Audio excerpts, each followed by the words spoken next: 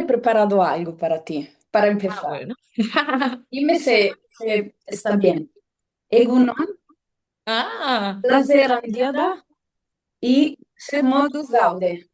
ah, qué bonito, qué bien. Pues qué guay escucharte en euskera, me da mucha alegría. Pues estoy muy bien. Oso ondo nago, es que ricasco, muchas gracias. Es muy complicado para mí, entender No, y hablar el vasco.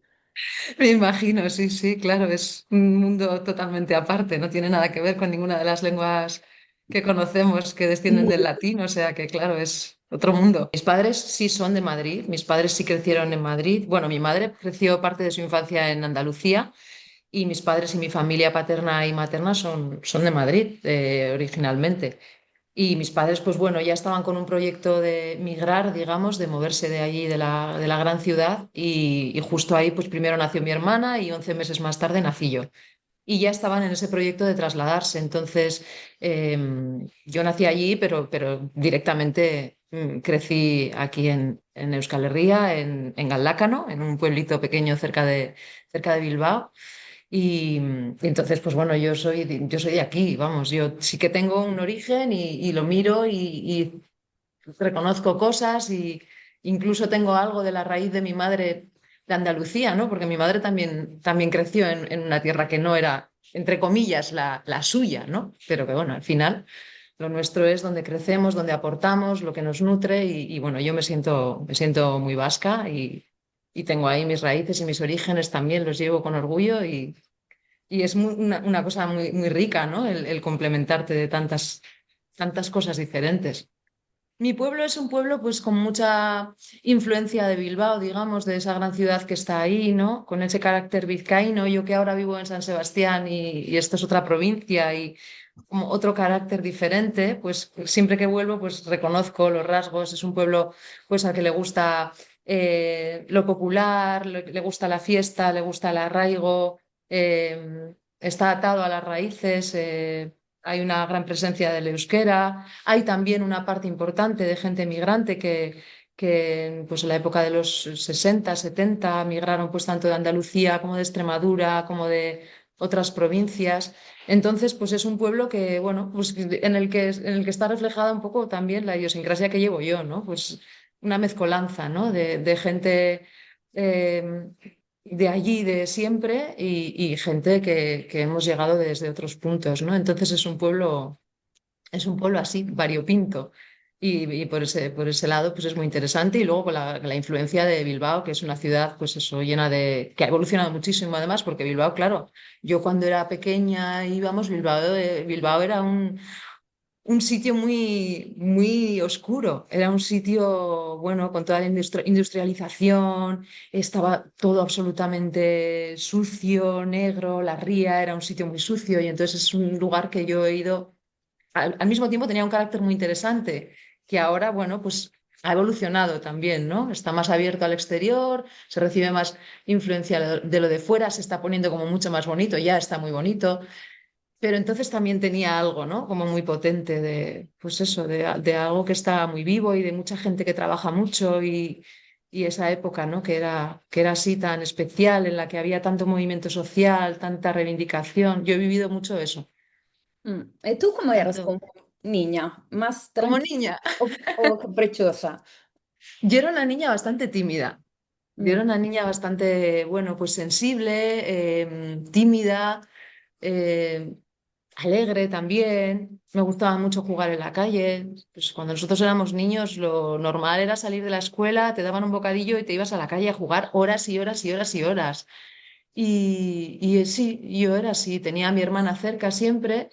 Entonces éramos niñas muy libres y muy responsables. Nos daban mucha libertad y sabíamos usarla bien. Yo creo que mis padres en eso nos educaron divinamente porque yo recuerdo tener 12 años y mis padres con 12 años nos dejaban, igual se iban a casa de unos amigos a pasar el fin de semana y yo tenía 12 años y mi hermana 13 y éramos perfectamente capaces de quedarnos un fin de semana, pues bueno, al cargo de nosotras mismas. Y es algo que ahora mismo parece como imposible, impensable, pero yo tengo una sensación de que, no sé, de que a mí me sentaba bien eso también. Me sentía responsable y entonces hacía un buen uso de la libertad que me daban.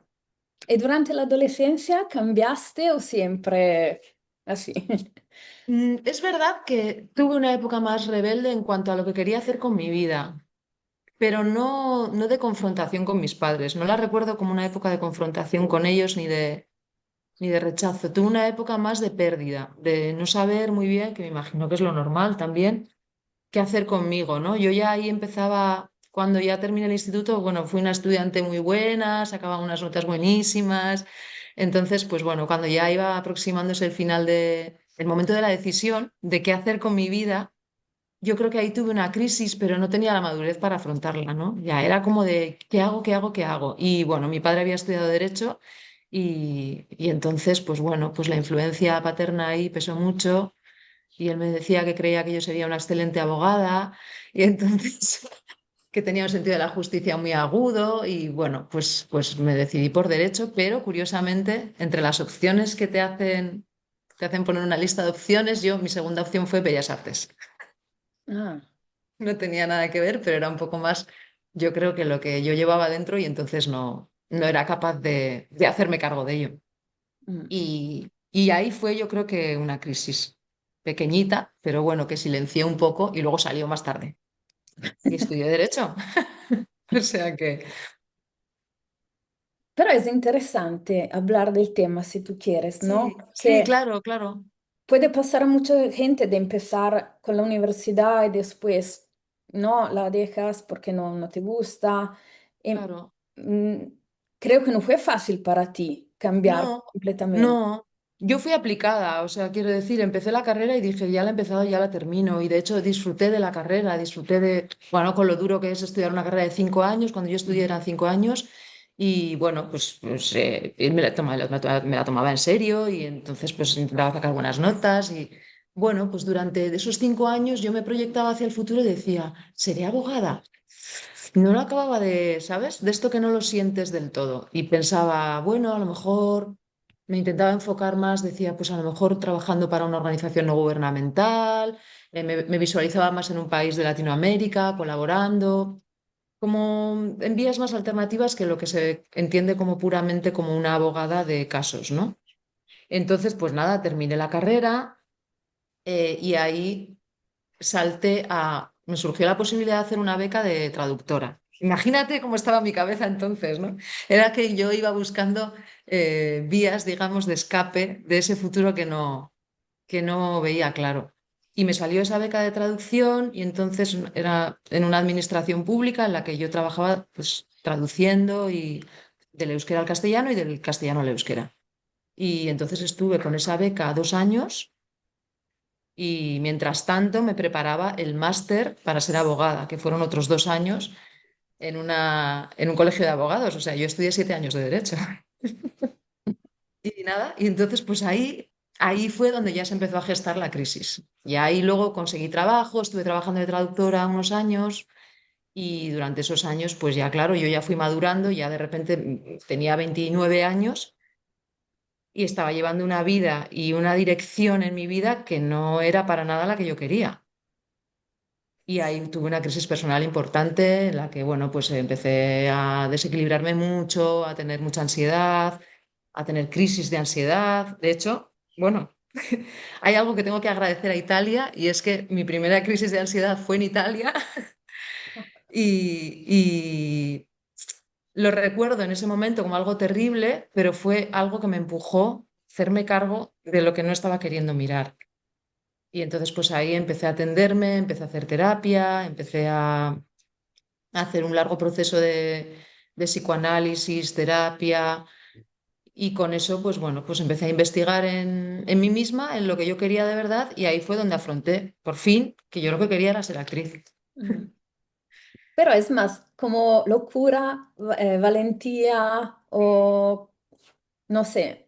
Las dos cosas, o sea, fue como un momento para mí de solamente el hecho de reconocerlo, que yo quería eso, lo veía improbable, ¿no? Pero simplemente el hecho, yo recuerdo ir al despacho donde hacía terapia con esta psiquiatra maravillosa que, bueno, que para mí ha sido una persona importantísima en mi vida, días y días y días, sesiones, ¿no? Pero ¿y tú qué? Como de indagar en mi deseo y al final, el día que me atreví a decirlo, cuando pones palabras a las cosas, que es tan importante poner palabras a las cosas, ¿no? Igual que esto que hablábamos de representar, ¿no?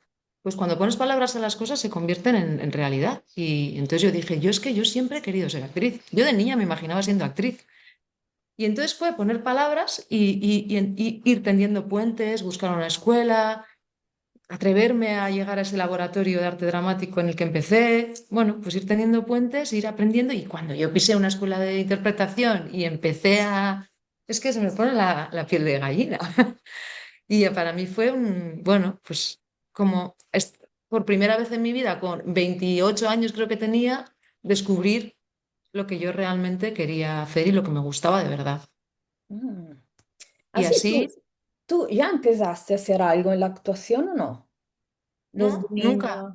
Ah. Bueno, no, nunca, nunca, ¿qué va? Yo no había hecho nada. Yo recuerdo, pues, en la escuela que de vez en cuando hacíamos algún pequeño teatrito y tal, que yo ahí, pues, sentía algo muy, muy vibrante, muy potente de, uff, esto a mí me gusta mucho, ¿sabes? Siendo una niña tímida, además, de repente descubrí ahí algo que me canalizaba a algo muy, muy puro, que, no sé, con lo que me identificaba mucho. Pero bueno, pues eso. Pues todo esto que te he contado me fue pasando y al final, pues por ahí le fui dando salida de repente. Por suerte. Por suerte, sí, por suerte y gracias a trabajar también, porque, o sea, yo creo que fue esencial para mí este proceso que hice de terapia. Y creo que es muy importante escucharse y, bueno, que ahora afortunadamente se habla mucho de salud mental y creo que es un alivio porque yo ahora estoy trabajando con gente mucho más joven que yo, de 20 y pico años, y les ves que el tema de la salud mental está muy, muy presente en ellos y que están mucho más conectados, yo creo, con sus emociones. Se las reconocen más que nosotros o nosotras en aquella época, a lo mejor que éramos más, bueno, había menos espacio para hablar de eso. Mm. Mm. Eh, Ahora quería hacer un salto temporal Claro, muy grande. grande. Perdona porque no he podido ver todos tus proyectos porque en Ah, Italia no se encuentra todo, vaya. pero entrevías.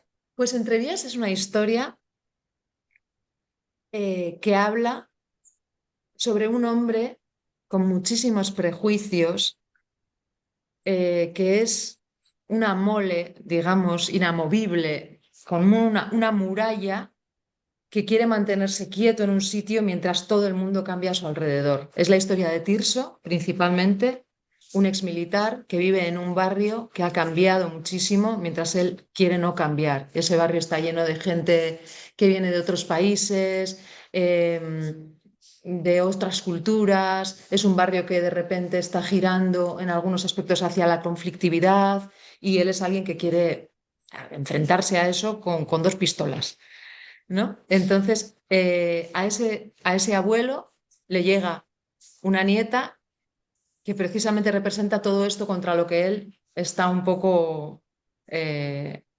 enrabietado, ¿no? Que es una niña que su hija adoptó en China y entonces él la adora, ¿no? Es como cómo se transforma toda esta rabia de este hombre a través del amor a su nieta. Y entonces, pues el resto de los personajes somos ese barrio que es Entrevías, que está en ese lugar de conflicto y de ebullición y es todo lo que se mueve alrededor de Tirso que llega para transformarlo a él, ¿no? Yo ya sabéis, soy Amanda, la inspectora Amanda, que también llego a ese barrio de Nuevas, con una historia personal secreta, oculta, que se irá descubriendo a lo largo de las temporadas, de por qué me mueve para estar en ese barrio queriendo investigar ciertas cosas. Y, y bueno, pues ahí lo dejo. Yo. Que tu personaje es increíble para mí porque Gracias. entre muchos hombres, como pasa muy A frecuentemente, menudo. Mm. y no se sabe mucho de ella, pero Ujú. es como si su vida empezara de verdad Sí. en Madrid en entrevías, ¿no? Sí, es cierto que Amanda llega como un personaje misterioso. Sí, en su carácter sí que está la rectitud y el querer hacer las cosas por el buen camino siempre. Y cuando llega ahí, pues primero tiene que lidiar con Ezequiel, que es un policía pues muy ambiguo, corrupto. Efectivamente, Amanda, bueno, pues no acaba de confiar en él, pero no, es este camino todo el rato con Ezequiel de querer confiar en él, pero luego Ezequiel va por otros caminos. Entonces, yo creo que la relación que se va tejiendo entre Ezequiel y Amanda es muy bonita por eso, ¿no? Porque hay muchos momentos de alejamiento y de acercamiento y sin embargo siempre se acaba viendo, ¿no? Como hay algo que los une de verdad y es esa amistad y ese amor que acaban haciendo entre los dos. Y luego, por otro lado, está Tirso, ¿no? Tirso es una persona que quiere continuamente tomarse la justicia por su mano y Amanda se ve obligada a continuamente tener que ponerle límites, porque nada de lo que hace Amanda es suficiente para Tirso. Y ella se ve en muchos momentos sobrepasada por la situación, al mismo tiempo teniendo que lidiar contra estos dos eh, puntales, digamos, que la van atacando, entre comillas, siempre con una relación personal por debajo que está también teñida de amor, con lo cual eso es hermoso, ¿no? Y luego además pues descubre el amor en todo ese proceso, ¿no? Entonces es un personaje que se ha ido construyendo como la serie se fue construyendo, ¿no? Porque la serie no estaba concebida en un principio para 4 temporadas, con lo cual los personajes fueron construyéndose, partían de una historia y luego crecieron. Entonces, pues bueno, pues empieza como más pequeña y va ampliándose, lo cual para mí fue un lujo. E al comienzo de la segunda temporada empieza una historia de amor con otra mujer que es ¿Mm? la hija de Tirso. Así. Ajá. ¿Cuál fue tu reacción? De María también, de María Molins. ¿Hablaste Sí. de la evolución de los personajes? Bueno, claro, es que nosotras rodamos la primera temporada y en la primera temporada no se hace absolutamente ninguna referencia a esto, ninguna. Y de hecho fue algo que los guionistas pensaron después, a posteriori. Y a mí esto me gusta mucho, porque es algo que no define al personaje, su orientación sexual o su decisión de a quién amar, no lo define, es algo que ella lleva consigo y a mí eso me gusta mucho, ¿no? Yo no tenía por qué saber cuál era la orientación de esta mujer, porque no se hacía referencia a su historia personal del pasado en ningún caso. Entonces fue algo que al terminar la primera temporada, cuando hicimos un visionado del primer capítulo de la primera temporada, eh, el coordinador de guión y showrunner de la serie, David Bermejo, me puso las manos en los hombros y me dijo, bueno, hemos decidido que vuestros personajes, el tuyo y el de María Molins, van a tener una historia de amor y Amanda es lesbiana, me dijo. Y dije, ah, pues estupendo, me parece fenomenal. Y nada, y las dos estábamos muy emocionadas, porque es verdad esto que dices, que al final en una historia de hombres, pues los personajes femeninos muchas veces interactúan poco entre sí. Si nos fijamos, esto pasa mucho, ¿no? Está el test de Bechdel, el famoso test de Bechdel, en el que se ve cuántas veces dos mujeres interactúan ellas solas, sin ningún hombre de por medio, sin que el tema de conversación sea un hombre, ¿no? Esto pasa, desgraciadamente sigue pasando poco, ahora menos, pero sigue pasando poco. Entonces, de repente para nosotras era un gran privilegio, era un tesoro, era un terreno a explorar maravilloso. Y además poder tener el orgullo de hacer esta representación de este tipo de amor también, ¿no? Pero cambia de verdad cuando tienes que representar un amor homosexual. Para mí La no. preparación como que mucha gente no está esperando una historia así, ¿o no? Sí, Cambia. claro, hay un plus de responsabilidad, evidentemente, y de hacer algo que sea absolutamente digno, respetuoso, que huya de los clichés, que no tenga nada de estereotipado, que sea algo que nazca de la verdad. Pero es que representar el amor, para mí, tiene que ser indistinto según la persona que tengas delante. Para mí no marca el sexo de la persona que tienes delante, cómo representas el amor. Eso es algo más, en mi opinión, personal, el cómo cada una vive el amor, ¿no? Entonces, yo desde ahí lo que buscaba era la verdad y sí que hay un componente que estaba sobre nosotras, que era el cómo representar eso desde la responsabilidad, porque el personaje de María sí tiene un conflicto con su sexualidad. Sí vive un momento de tener que salir del armario, de tener que explicárselo a su padre que no lo acepta. Amanda, de alguna manera, vive su sexualidad, como veremos después, desde un sitio mucho más aceptado, más integrado. Ella ya pues habrá pasado, no sabemos cómo fue en su momento para ella, ¿no? Pero sí es una persona que en este momento lo tiene bien colocado y no tiene problemas y en ese sentido va a ser un apoyo para el personaje de María. Entonces, sí, sí que hay un plus de responsabilidad en ese sentido, pero yo creo que tanto los guionistas como nosotras pues teníamos muy claro que queríamos representarlo como una historia de amor hermosa, que lucha contra los prejuicios y desde la verdad. Y desde ahí creo que es fácil representar. Así, no fue necesario buscar a, no sé, referentes en el cine, en la televisión de otras historias. Fue un Yo no trabajo. trabajé por ahí, no, yo no trabajé por ahí, no quise buscar referentes en ese aspecto, porque el personaje llevaba una temporada entera, 8 capítulos enteros componiéndose en cuanto a carácter, en cuanto a manera de vivir, maneras de responder a las realidades que le venían. Entonces, para mí este elemento no quería que fuera un elemento transformador del personaje, quería que fuera algo que el personaje llevaba consigo como algo natural y algo normal. Entonces, yo no busqué referencias en ese aspecto, lo viví desde la verdad y desde, bueno, desde el amor, nada más. Mm. Mm. Entrevías es la serie de habla no inglés más vista en Netflix. Qué Así, fuerte, ¿eh? qué fuerte. Sí, sí, Pensar que en todo el mundo han es visto muy la fuerte, serie. sí, es increíble. Mm. En Sí, sí, España bueno, se producen un montón de cosas de un nivel altísimo. bueno, es que ¿Cómo la industria española, explicas el sí, momento, el movimiento? pues la industria española está viviendo un momento de boom absoluto y es verdad que ha habido una evolución bárbara en los últimos, yo qué sé, 15 años, digamos. Ha sido, bueno, pues de hacer pues, producciones igual en algunos casos más independientes o de repente está todo pues en plena eclosión y hay muchísimas producciones que tiran más por el mundo de la acción, donde también se está evolucionando muchísimo. Hay historias de pues, cinematografía más autoral, en la que también hay pues, una barbaridad de nuevas directoras, también mujeres que están surgiendo y que, bueno, pues eso, que están ganando en Berlín.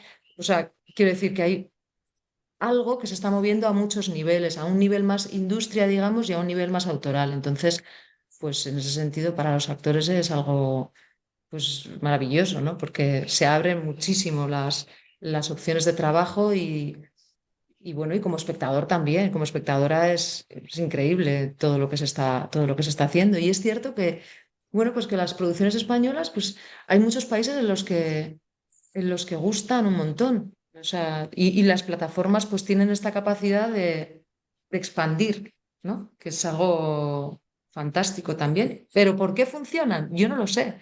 Es algo que es una fórmula que si lo supiéramos, me imagino que todo el mundo la estaría aplicando, pero sí que es verdad que, no sé, algo tienen que gusta.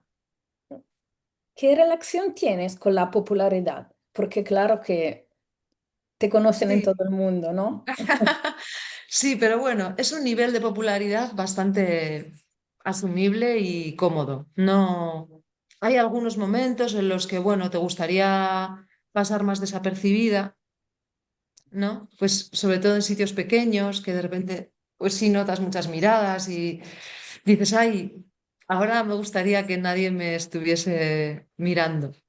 Pero son momentos muy puntuales. Yo en general lo llevo bien. No dejo de hacer nada en mi vida por eso. No hay nada que me cohíba de decir, pues no voy a hacer esto porque a lo mejor me conocen. Yo vivo mi vida con normalidad y me conocen en muchos sitios, pero casi siempre es para bien. Mm. Casi siempre. Entonces, pues bueno, de momento no tengo ninguna queja. ¿Cómo es tu relación con los fans? ¿No? Hay compañeros que todos los mensajes que les llegan por Instagram, por redes sociales, los contestan. Yo no lo hago, pero no por una cuestión de los leo. O sea, quiero que la gente sepa que yo leo a las personas y agradezco mucho y de vez en cuando lanzo un mensaje general de agradecimiento porque es mucho el amor que nos llega, mucho el apoyo y nosotros estamos aquí y tenemos que agradecer todo al público porque al final son los que nos ven y valoran nuestro trabajo. Pero a mí no me gusta ir respondiendo uno por una persona porque es verdad que al final te convierten muy esclava de esto, ¿no? Y entonces, y tampoco me gusta hacer una diferenciación entre a quién respondo y a quién no. Entonces, hace tiempo que tomé un poco la determinación de decir, bueno, pues de no responder a los mensajes, pero no porque no los agradezca, sino porque no quiero convertirme Es que, claro, al final la gente tiene que darse cuenta de que a veces la demanda es superior a nosotros. Y no es que no agradezcamos los mensajes, los adoramos, amamos a la gente que yo reposteo mucho a los grupos que tengo de personas que siguen mi carrera y que se toman el trabajo de hacer unos vídeos fantásticos, ediciones de fotos, o sea, se toman unos trabajos que son que dices, jo, muchísimas gracias, y buscan, rebuscan entre tus trabajos, y yo, pues eso sí que me gusta resubirlo a redes, pues para que ese trabajo tenga una repercusión y porque a mí me están haciendo cosas que me gustan mucho, ¿sabes? Pero establecer relaciones personales, pues es algo que me da más respeto, porque es verdad que tampoco no sabemos quién está detrás muchas veces, entonces las redes sociales tienen un poco esta dualidad. Entonces, bueno, yo me manejo ahí y no tengo este problema de que haya gente esperándome. De momento no. Así que en ese sentido, pues estoy más tranquila. E il teatro? Te veremos in teatro pronto, no? Pues no lo sé, porque yo es que teatro, la última función de teatro que hice fue en 2019, si no me equivoco, justo antes de la pandemia, y ya empecé a hacer audiovisual. He encadenado muchos proyectos estos últimos 4 años y entonces ahí no ha habido huecos para ninguna producción teatral, pero espero que sí, porque es algo que me encanta y que creo que el teatro es algo, bueno, que te pone muchísimo las pilas, que te reta, que es un espacio de descubrimiento y de crecimiento muy grande, pero pues no está surgiendo. Ahora mismo no está surgiendo. Espero que surja. Mm. E nel teatro hai il contatto diretto con las personas, que es maravilloso. Sí, sí, sí. Yo tengo un recuerdo fantástico de El Test, que es una función que estuvimos representando en el Teatro Alcázar en Madrid durante... Yo estuve 9 meses, ellos luego continuaron porque yo después marché, pero ellos continuaron como 4 temporadas más. Y era una producción que, bueno, teníamos el teatro lleno todos los días, había cantidad de gente que venía, que después esperaba, con los que hablábamos. Sí, sí, a la salida del teatro teníamos mucha interacción. Hicimos algún encuentro con estudiantes, con gente que tenía blogs, con gente que tenía pues mucho interés y hicimos como un par de encuentros allí mismo en el teatro y eso siempre es súper interesante. Y está guay porque, bueno, el teatro tiene esto, ¿no? Al final recibes en el momento y es como algo muy intuitivo. También tienes que captar por dónde se está moviendo la energía del público. Cuando es una comedia es fácil porque hay risa o no hay risa, Mm. pero cuando no es una comedia y es un drama, pues tienes que sentir las vibraciones por otro lado. Entonces es algo que, bueno, pues que te entrena mucho como actriz y te mantiene muy despierta. ¿Sabes que los referentes de las chicas más jóvenes que se están descubriendo o acaban de hacerlo son los actores? Está bien tener referentes. Es importantísimo porque es algo que te empodera, creo, que te da la posibilidad de sentirte identificada con alguien y de poder darte valor a ti misma. Y es totalmente necesario. A los referentes que se eligen, pues han de ser los adecuados, creo, también, ¿no? Y darse cuenta también de que, bueno, pues de que ahí hay toda una construcción. En un referente es, pues eso, yo soy actriz, estoy representando un personaje con toda la responsabilidad que ello conlleva. Eh, hay que elegir bien los referentes, creo, hay que elegir bien. Entonces entiendo que, bueno, pues que las personas, si les empodera y les sirve para crecer, salir adelante y creer en sí mismas, pues es estupendo, es estupendo. Eso es lo que siento que es necesario, claro. es necesario, porque a mí, por ejemplo, cuando decidí ser actriz, ¿no? Que era otra salida del armario, ¿no? Diferente a esta, pero, ¿no? Pues yo no tuve eso. Yo no tenía a nadie cercano que hubiese hecho esa opción de vida y que hubiese pegado ese salto o que se estuviese dedicando a una profesión artística. Entonces, a mí sí me faltó una referencia en ese aspecto. Probablemente si la hubiera tenido, pues lo hubiera visto más posible y a lo mejor hubiera hecho ese salto antes o de otra manera, menos traumática, digamos, ¿no? Entonces creo que los referentes sí que son esenciales y la elección de los buenos referentes también, ¿no? De ver qué hay detrás y, bueno, que realmente te identifiquen. ¿Y la familia que te ayudó con tu Sí, proceso? sí, sí, Mm. sí. Mi familia, la verdad es que yo lo pienso en perspectiva, digo, ojo, qué sorprendente, porque, mm, bueno, no en ningún momento mostraron ninguna duda, ni mi padre, ni mi madre, ni... No. No, no, estaban ahí conmigo y ellos sabían del proceso que yo estaba viviendo y bueno, supongo que también les preocupaba que yo encontrase mi camino y cuando vieron que lo estaba encontrando, pues se sintieron aliviados, independientemente de la incertidumbre que suponía pues la elección de este camino, ¿no? Que evidentemente yo estaba trabajando en una administración pública y tenía un trabajo fijo, pero mis padres no son ese tipo de personas que valoran por encima de todo la estabilidad ¿sabes? O sea, son personas que valoran mucho más pues la lucha por una misma, la felicidad, la búsqueda de esa felicidad, la búsqueda de lo propio. Entonces, pues bueno, pues en ese aspecto me apoyaron siempre y me siguen apoyando. Mi madre de vez en cuando me dice, es que, ¿qué profesión más difícil has elegido, hija? Pues cuando tengo ¿no? Mis momentos de recibir rechazos, de tener que gestionar épocas en las que no trabajas tanto, de tener que gestionar cosas que a veces son difíciles de gestionar. Y ella me mira y me dice, es que, ¿qué profesión tan difícil has elegido? Pero bueno, es toda la valoración que recibo así más o menos como con más miedo es esa, pero en su momento me apoyaron muchísimo y nunca me demostraron duda, ni miedo, ni me apoyaron y para adelante. Mm. Y Itziar, en tu personaje Amanda se Ujú. ve mucho también el sentido del humor, ¿no? El humor. Sí, Y que no es fácil con todo lo que pasa, ¿no? no. ¿Es, es algo tuyo o trabajaste con el personaje? Creo que la serie tiene estos contrapuntos de comedia todo el rato, ¿no? Bueno, los personajes que están en el bar, Pepe, eh, Sanchís y Tirso tienen este trío que también está como el humor muy presente. También con el personaje de Laura Ramos, con Gladys, está este contrapunto presente. Creo que es algo que viene con la serie, el hecho de dar estos twists de humor, ¿no? Para despresionar, digamos, todo lo dramático que está pasando. Y creo que es uno de los rasgos característicos de la serie, ¿no? De Entrevías, que se mueve ahí como en muchos mares diferentes, ¿no? Lo dramático, lo trágico, lo cómico, es como muy representativo de lo que es la vida. Por eso yo creo que también es uno de los aspectos que hacen que la serie funcione en cualquier país. Y yo, a nivel mío personal, pues yo empecé en comedia.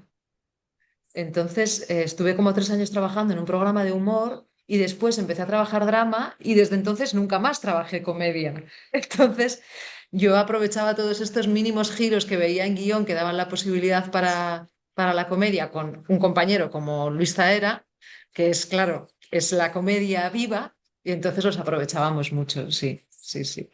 Que no es fácil no reír con él, ¿eh? No, no es fácil no reír con él, no. Está muy loco.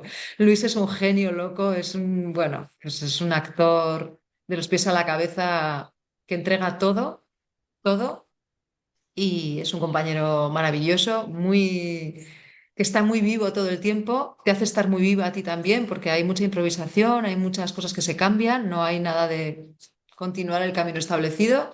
Entonces, sí. Eh, es, es muy divertido trabajar con él. A veces quieres matarlo un poco también, ¿eh? Te quiero, Luis, pero a veces te quiero matar un poco también. Eh, pero sí, es maravilloso. Yo con Luis he aprendido una barbaridad. eso es así. Pero con Jimena, con María también hay momentos. Por Sí, ejemplo, a mí me encantó la escena en el despacho de Amanda que sí, fingir de enfadarse, ¿no? sí, sí. Fuera los, los compañeros ven una cosa, pero en realidad en el despacho pasa otra cosa, Está ¿no? pasando otra. Amanda, déjame. Cállate y déjame hablar. Lo primero que tienes que saber es que te quiero, ¿vale? Te quiero con toda mi alma. Y no soporto verte sufrir y ver que no puedo ayudarte. ¿Y por qué me lo dices así? ¿Por qué tengo que fingir que te echo la bronca? Joder, que tengo a uno de mis agentes en el hospital por culpa de la que has liado. Y nos está mirando toda la comisaría. Y ahora voy a pegar un golpe en la mesa, ¿vale? No te asustes. Esa escena, te diré que es una de las escenas que más éxito han tenido. Es una barbaridad la cantidad de gente que me habla de esa escena, pero muchísima gente. Y es una escena que cuando la leímos fue wow, porque es verdad que es así ya de planteamiento, ya es una escena que como actriz es un reto, como actrices nos supuso un reto tremendo, ¿eh? Tanto a María como a mí. Y había mucha expectación, además, en todo el equipo, desde el creador al resto de los compañeros, porque todo el mundo te venía y te decía, Buah, he leído la escena que tenéis en el despacho, esa escena es una maravilla, es oro puro, ya verás, no sé qué. Y entonces, pues el día que la rodamos fue como, "Uf", estábamos todos bastante excitados. Y luego el resultado, pues fue increíble. Entonces ahí sí fue... Es cierto que en esta última temporada se trabaja más en este aspecto que hablas del humor y de la comedia y fue muy, muy guay, muy enriquecedor para nosotras, fue increíble. De hecho, se visionó este capítulo el año pasado, creo que fue, en el Festival de Vitoria, en el festival que se hace de televisión en Vitoria, visionaron el primer capítulo de la cuarta temporada, que creo que es donde está esta escena. Y creo que todo el teatro, yo no pude estar, todo el teatro empezó a aplaudir cuando acabó la escena. O sea, debió de ser como una... ¡fua! Una barbaridad la respuesta del público. Entonces, pues yo estoy muy contenta. Esa escena me encanta. De hecho, en mi reel, en mi videobook, que lo renové este año, está la escena. Sí, sí, sí. Que es increíble porque Amanda hace miedo y es sensual al mismo tiempo. Así. ¿Y qué lo es? Claro. Pues, pues no sé cómo lo hice, Bárbara. O sea, es que no lo sé. A veces haces las cosas y no sabes muy bien. Yo a veces trabajo intuitivamente desde un sitio que mi cabeza ha entendido, ¿no? Cómo tiene que ser y ahí voy. Y procuro pensar antes, pero en el momento de estar actuando, no estar pensando, ¿sabes? Es como un proceso en el que como que lo piensas antes, pero ya cuando estás ahí tienes que quitar la cabeza y estar más al vivirlo. Y, y sí, sí, fue, buah, yo recuerdo, además, claro, hay que rodarla varias veces porque hubo que hacer varias tomas.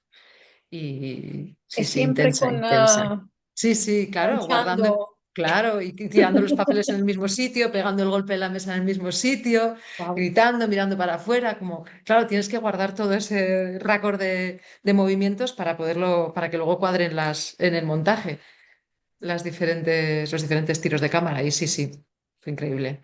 Mm. Fue increíble, ¿Tienes sí. algunos minutos más para hablar de Las Largas Sombras? Sí, Sí. porque es otra serie muy interesante. Ujú. Y tú tienes otra vez un personaje que es homosexual, ¿no? Sí. Y, pero lo que me gusta es que pasan los años, pero cuando hay una relación, un sentimiento de verdad, no se muere, ¿no? Se queda ahí. Exacto. Mm. Es Esa, estupendo. sí, esa es la larga sombra que vive el personaje de Candela, ¿no?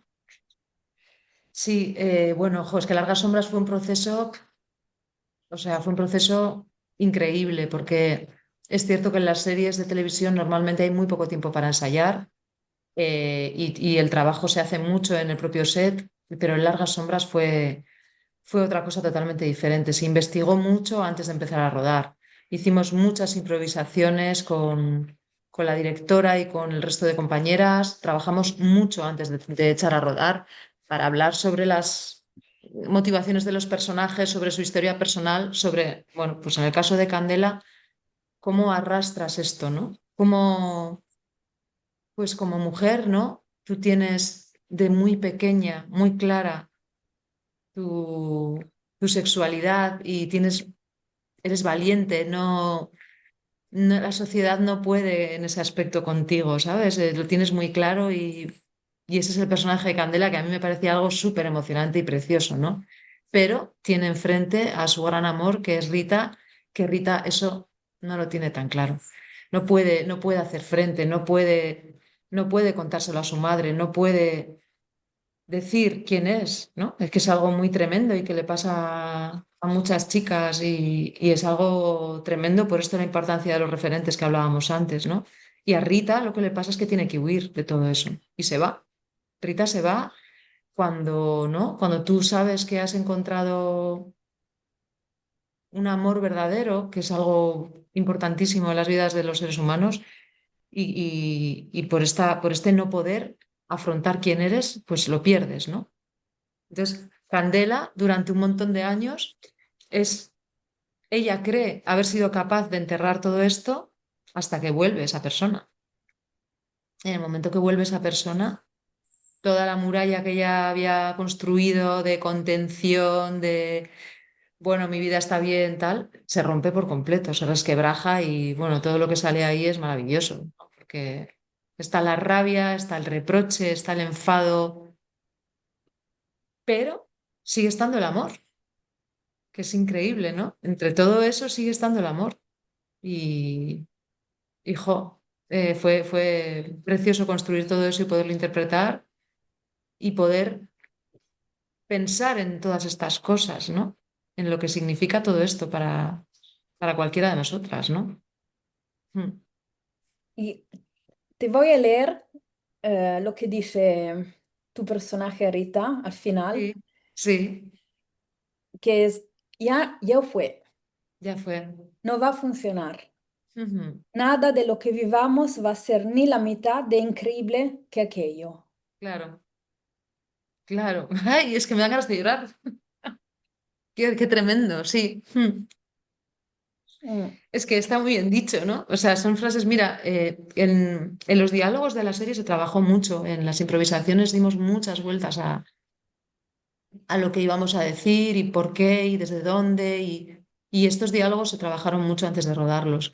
Entonces es que es tan sencillo como eso, ¿no? Después de todo y después de todo lo que atraviesan estos dos personajes al reencontrarse, fíjate, ¿no? Rita todavía le propone a Candela, ¿no? Que lo intenten. Y me parece un acto de valentía suprema, porque Candela, si hay algo que tiene, es que es una tía ultra valiente, de ser capaz de no caer en esa tentación, ¿no? Porque fíjate lo que te están poniendo, la posibilidad de revivir eso, pero hay algo en su sabiduría que le dice, lo vamos a estropear, vamos a intentar revivir algo que ya no es posible. Y a ella, asimismo, también esto le sirve de curación, ¿no? Porque es como seguramente durante todos estos años ella ha anhelado volver a vivir esto. Y ahora al tener enfrente a Rita, pues se da cuenta de que es que no es posible. Es que ya fue, es que ya estuvo, y estuvo bien que fuese ahí. Y ella, pues con esto yo creo que cierra y consigue curarse pues de esa rabia, de esa frustración, de ese enfado, de todo lo que le quedó por decir. Porque claro, fue un portazo. Rita se va sin decir nada más y nunca más se vuelven a ver. Entonces, bueno, creo que los personajes se cierran de una manera mm. muy bonita, muy Y hermosa. también la escena en el bar, cuando Sí, se toman de todo, cerveza, sí, taquitos, y pueden ser libres, como volver a ser dos chicas de 18 años, ¿no? eso es. Me Está tan parece- bonito contado, además, tan bonito representado cómo los personajes adultos se transforman en ellas cuando eran pequeñas, ¿no? Y va, es que eso fue precioso, ¿no? El darse ese permiso, ¿no? Creo que los personajes se dan ese permiso y luego por eso al final ven que, bueno, pues que ya no son ellas, ya no son esos personajes, ¿no? Pero se dan el permiso de volver ahí. Y esta serie tuvo mucho de eso, de indagar en lo que fuimos, en cómo éramos cuando éramos pequeñas, en cómo vivíamos las cosas cuando éramos pequeñas. Y a mí eso no sé, me conectó con partes que ya tenía un poco, ¿sabes?, más olvidadas o menos presentes en mí. Y, Y es muy bonito, está muy bonito representado eso. Y qué guay eso, que sepamos hacer eso, ¿sabes? Como personas y como mujeres, de decir, como de abrir la cajita y decir, también está dentro de mí la candela pequeña, ¿sabes? Y reconocerla y darle su espacio en los momentos que lo necesita. Mm. E che Itziar pequeña está dentro de ti ahora. Sí, sí, sí, está ahí. Ujú. ¿Y cómo es? Pues como era, como era. ¿Y cómo la recuerdas? Ay, es que me da muchas ganas de llorar que me digas estas cosas. No, perdón. No, no. Yo soy terrible con las preguntas, ¿eh? Pues como te la he descrito antes, una niña tímida, muy sensible, entonces cuando está ahí, pues tengo que hacerle caso, porque a veces no se le permite, ¿no? Es como, no, esto no te puede doler, esto no te puede afectar, esto no. Y bueno, pues si le afecta, ¿qué vamos a hacer? Pues hay que acunarla y decirle, pues te está afectando, te está doliendo, pues no pasa nada. Entonces, bueno, pues ahí está. Y sigue siendo, pues, bueno, yo soy muy infantil en muchos aspectos. O sea, yo juego mucho, hago mucho el tonto, me río mucho, soy muy espontánea para, bueno, pues para vivir y sentir las cosas. Ahora me apetece esto, luego voy a otro sitio y me apetece lo otro. O sea, en ese aspecto soy muy infantil. No me gusta planificar las cosas, no me gusta tener compromisos a largo plazo. Eh, hay algo en mí. Yo no lo llamo inmaduro, sino porque creo que tengo mucha madurez, pero hay algo muy infantil de, bueno, de vivir el momento. Y eso es algo que atesoro, ¿sabes? Me doy cuenta, ¿no? Así como hay personas que igual han juzgado eso desde fuera y han dicho, no, ¿por qué tal? Pues yo ahora lo llevo con orgullo y lo atesoro, sí. Mm. Mm. Bueno, tú tienes una manera de sonreír y reír que hace sentir bien los otros. No sé cómo explicarlo. Muchas gracias, qué bonito. Sí, sí, Muchas sí. gracias. ¿Cuánto es importante para ti sonreír y qué te hace feliz? Pues para mí es importante sonreír. No lo sé si es, o sea, sonrío mucho. Me doy cuenta de que sonrío mucho y de que es, pues no sé, la manera en la que me gusta afrontar la vida. Eh, ¿Qué me hace sonreír? Pues me hace sonreír sentirme bien, sentirme en paz, estar cerca de las personas que quiero, que los que quiero estén bien. Me hace sonreír, poder hacer lo que me da la gana, ser libre, estar en la naturaleza, estar con mis amigas. Sí, sentirme viva me hace sonreír mucho. Y sí, es que me doy cuenta de que sí, sonrío un montón. Luego también muchas veces lloro, y no pasa nada, está muy bien también. Claro. Y Claro. me gustaría hablar contigo de una cosa, porque hoy es un día muy importante, Sí. porque es el cumpleaños de Rafaela Carrà, que es un ¡Ah! grande amor para Italia y para España también. Rafaela, qué grande, grande, enorme mujer. Bueno, en Madrid hay la Plaza Rafaela Carrà, en Chueca, Sí, que es el claro. barrio de la comunidad LGBT, porque era una de las primeras, ¿no? Que apoyó a la comunidad. Mira, yo recuerdo ver en televisión española, cuando yo era pequeña, había un personaje que se llamaba, un personaje en un programa que se llamaba Al habla Rafaela, creo que, o Aló Rafaela, no recuerdo cómo se llama, Aló Rafaela me parece, que era Rafaela Carrá, con cantidad de invitados que venían y ella tenía un teléfono, llamaba por teléfono a las casas, luego hacía sus números con sus bailarines. Yo adoraba a Rafaela Carrá cuando era pequeña. Me parecía un referente, ¿ves? Yo veía a Rafaela Carrá y era alguien que me daba ganas de dedicarme al mundo artístico. Me parecía fantástica ella, su carisma, su fuerza, cómo representaba, ¿sabes? La representación de mujer que era, porque en aquella época pues había otros modelos de mujer también, ¿no? Que estaban ahí y que, bueno, en las que se podía una fijar si quería, pero para mí Rafaela Carrá es un referente de, pues, de mujer valiente, de mujer que está ahí en el centro, de mujer que va con su carisma, con su fuerza arrolladora y encantadora, ¿no? Esa manera de ser que tenía como tan generosa, tan divertida, tan, bueno, pues no sé, me encanta. Rafaela Carrà me parece, no sé, pues una estrella, es una estrella brillante. Mm. Mm. E tu has ido a Italia, sì. Sí, yo estuve en Italia cuando tenía pues 20 años, por la Toscana, Florencia, Siena, San Gimignano, Roma, muy fugazmente. Y es un viaje que tengo pendiente porque siempre lo asocio un poco al viaje en el que empecé a tener las crisis y al mismo tiempo lo recuerdo con esa, ese exceso de belleza que tenéis en ese país, que es una cosa que allá donde mires es arte, historia, no sé, armonía, equilibrio y al mismo tiempo caos, ruido, esta fuerza que tenéis los italianos, ¿no? Que es algo arrollador también, pues como era Rafaela, y tengo muchas ganas de volver. A presto, si dice. A presto. Sì, Muchas gracias, ha sido un placer, de verdad, una entrevista muy bonita. mio, mio. Gracias. A ti. Muchas gracias, Bárbara. Chao, Grazie. cuídate mucho. Nos Sì, vemos.